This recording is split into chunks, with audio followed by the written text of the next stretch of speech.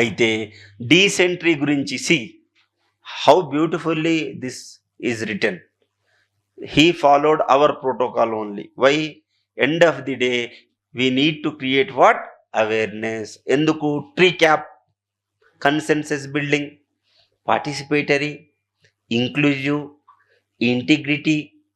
చూడండి ఎంత మంచిగా చెప్పాడు. ఆ భావము ట్రీ క్యాప్లో ఉంది. ఎవరికైతే ట్రీ క్యాప్ కనిపిస్తుందో వాళ్ళకి సర్వీస్ వస్తుంది. పిస్టల్ చెప్పిన ట్రీ క్యాప్ చెప్పలేదంటావా? చెప్తా, అది కూడా చెప్తా. సో ఇప్పుడు మనము అద్భుతమైన రోగమైనటువంటి మలేరియాకు వద్దాం. స్టార్టింగ్లో ఏమనుకున్నారు? మల అంటే చెడు, ఏరియా అంటే గాలి అనుకున్నారు. Initially people thought that malaria do come with bad air.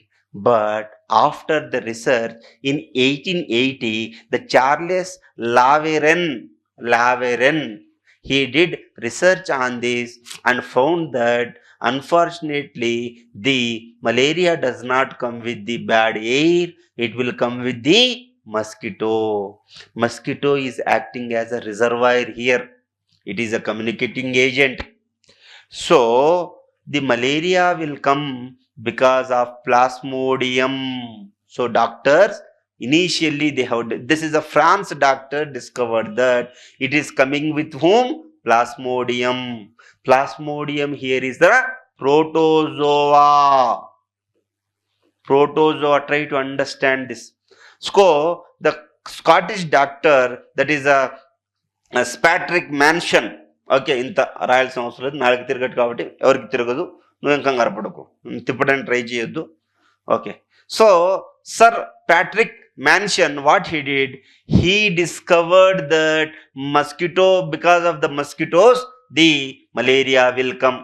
Okay, and సికింద్రాబాద్లో, తెలంగాణలో, ఓకే, బ్రిటిష్ ఆర్మీ డాక్టర్ పనిచేస్తున్న సర్ రొనాల్డ్ రాస్ ఆగస్ట్ 20న 1897లో ఆడ ఎనాఫిలస్ మస్కిటో మనోళ్ళే కనిపెట్టారు.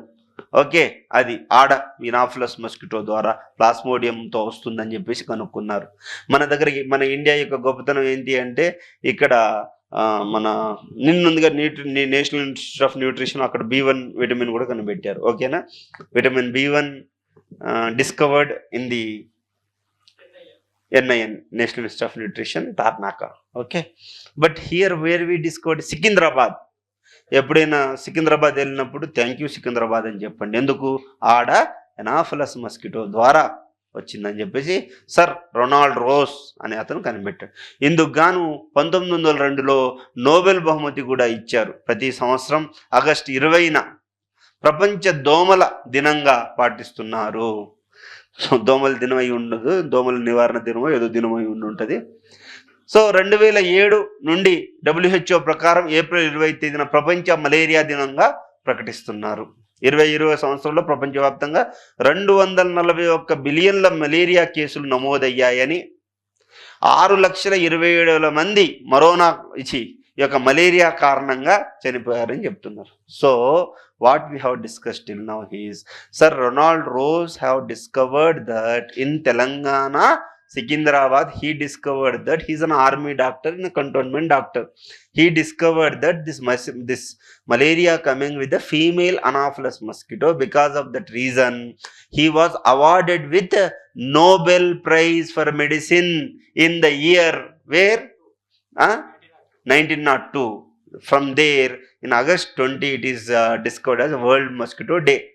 Then after, WHO on April 25 declared as World Malaria Day. Okay, World Malaria Day. Thereby, by 2020, approximately in the world 241 million people are suffering with the malaria and 6,27,000 members are dying with the malaria. Okay, అర్థమైందా? అందరికి అర్థమైందా? Okay, వ్యాధి జనకం ఏంటి? What is the pathogen? We all know from our childhood, we are studying about this pathogen.